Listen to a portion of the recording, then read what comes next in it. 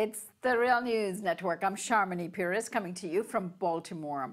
Republican Governor Larry Hogan of Maryland signed an executive order on Monday that requires all firms with state contracts to promise they will not boycott Israel. In this pronouncement, Hogan said all future state contracts would require companies to certify they will not economically discriminate against Israel, and that if any current state contractors refuse to agree, they would be terminated. The order is in response to the boycott, divestment, and sanctions, or BDS movement, which is trying to put pressure on Israel to stop human rights abuses against Palestinians and to lift its occupation of Palestinian land. The boycott, divestment, and sanctions campaign is very similar to the very effective campaign that was organized against South African apartheid some 23 years ago. There are some 21 states that has implemented similar anti-BDS laws or executive orders in the U.S. Another recent example that will boggle your mind is this one in Dickerson, Texas, where they have just passed a similar measure requiring people receiving Hurricane Harvey relief assistance to sign a document promising not to boycott Israel. Joining me now to discuss these anti-BDS developments in the U.S. is Dima Khalidi. She is the founder and director of Palestine Legal, an organization that protects the civil and constitutional rights of people in the U.S. who speak out for Palestinians. Thanks for joining me today, Dima. Thanks for having me, Sharmini. So, Dima, as I said, Governor Hogan's executive order and the state of Maryland is one of many states that have now adopted anti-BDS measures, some 21 states. Why are they doing this, and how constitutional are these positions and measures?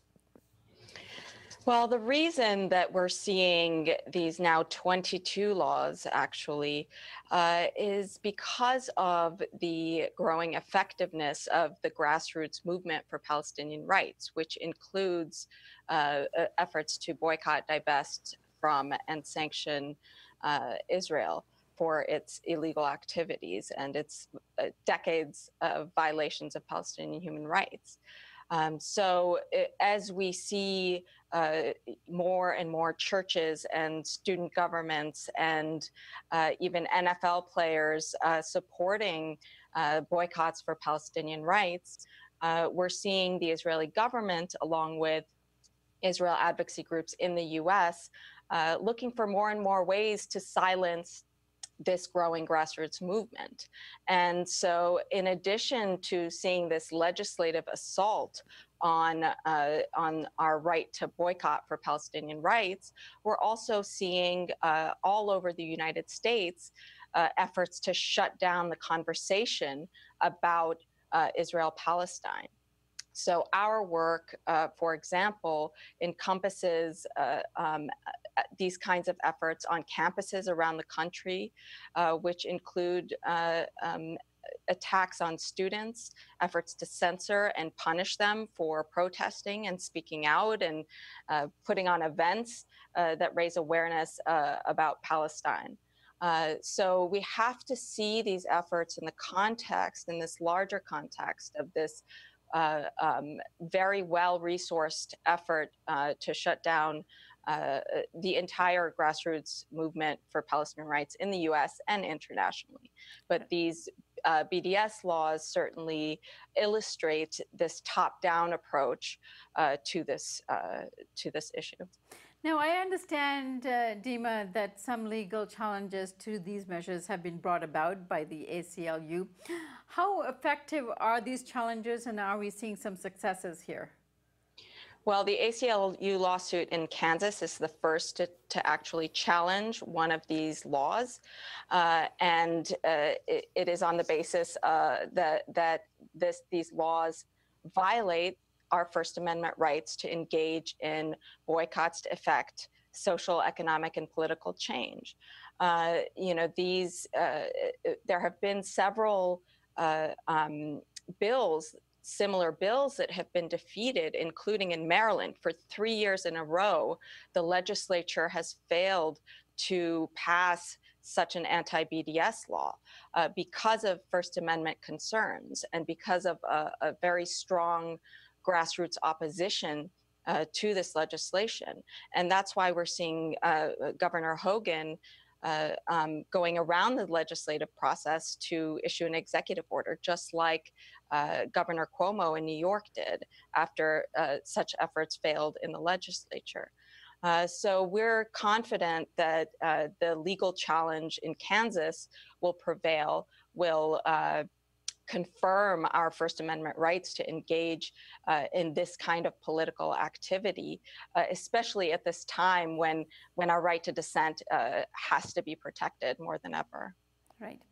Now, 21 states, that's almost, not quite, but almost half the United States. And the defenders of anti-BDS laws and orders argue that states have the right to choose with whom they do business. This sounds a lot like arguments that were made during racial segregation, where businesses said they reserve the right to deny service to anyone they choose, which is usually, this means that anyone who doesn't follow their racial segregation rules and they're denied service. And we see this in terms of the gay rights movement as well, and gay marriage, where people are denying services to gay couples. What should we draw from these parallels?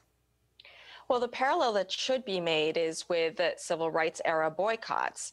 The 1982 Supreme Court case that declared our right to boycott for political, economic, and social change arose from such a boycott of white businesses in the South.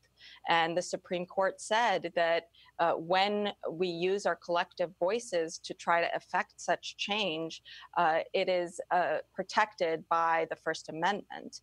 And so the states' defense of these bills and these laws, saying that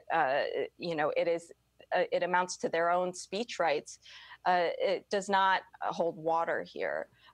We're talking about efforts to condition state benefits on political viewpoints, and this constitutes viewpoint discrimination and is a violation of the First Amendment. And we expect the courts to rule as much in the Kansas lawsuit and hopefully in other lawsuits that follow in other states challenging all of these laws. Right. Now, the Texas case, which is arguably even more extreme in that the town of Dickinson, Texas, is providing hurricane relief only to those who sign a promise not to boycott Israel. You know, when people are in crisis and in need of assistance, this is being thrust upon them. And now this goes beyond doing business with local government agencies. The sponsor of the Texas law even had to backtrack now, saying that this was not how the law was supposed to be implemented, because it's gotten so much international attention about how inhumane this aspect or this requirement is. So now, what is your assessment of this particular clause that people are being asked to sign, and will they be successful at this? Well, it really shows the extent to which these laws are trying to place a political litmus test on the receipt of state benefits, including disaster relief. And in this case, the Texas law is intended to apply to companies, not to individuals.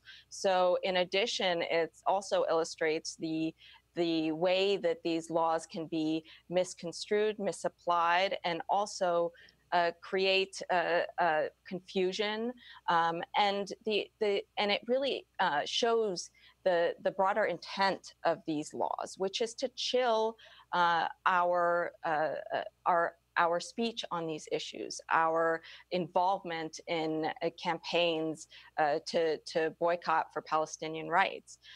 When you see governments making a judgment on what is a proper political position, that is an improper way to coerce people to have certain political beliefs or to silence their own political beliefs.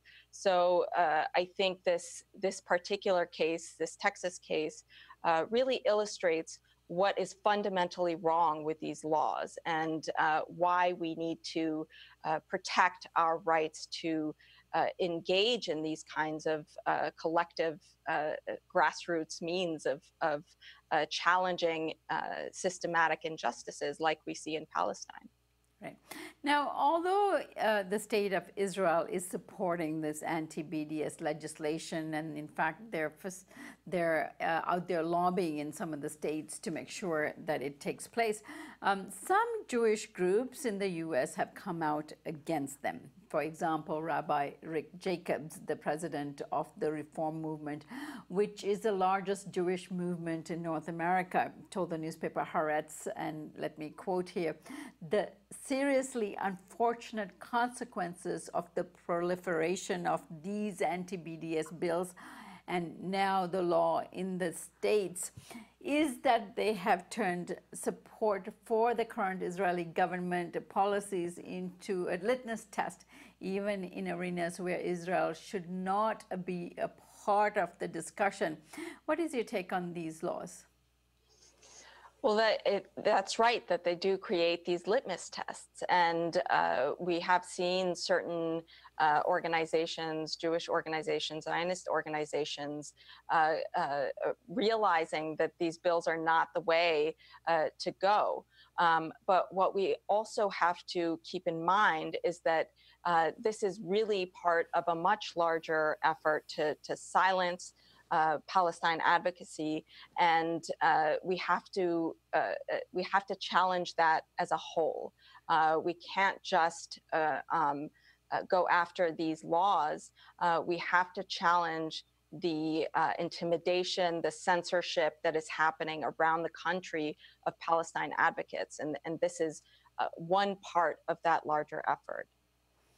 All right, Dima, what's next? What can people do in order to resist these laws coming about in their own states where it hasn't yet taken a stance? And of course, to fight back the laws and measures that are already in the books of states that have? Well, for one, people have to understand that their right to boycott is protected. And so if you are thinking about it, if you are already engaged in this kind of political activity, you should continue to do so. If you are in any way prevented or threatened, you should please contact Palestine Legal, palestinelegal.org. It is really important right now to contact your representatives to let them know that these kinds of bills are unacceptable, that they are being challenged, that they are unconstitutional. So whether there is a pending bill, whether a bill may appear, it's important to talk to legislators, to government officials about why it's important to protect our right to boycott, why people are boycotting for Palestinian rights in the first place, and why they must reject this kind of legislation. All right, Dima, I thank you very much for joining us today, and all the best with your fight. Thank you, Sharmini. Thank you. And thank you for joining us here on the Real News Network.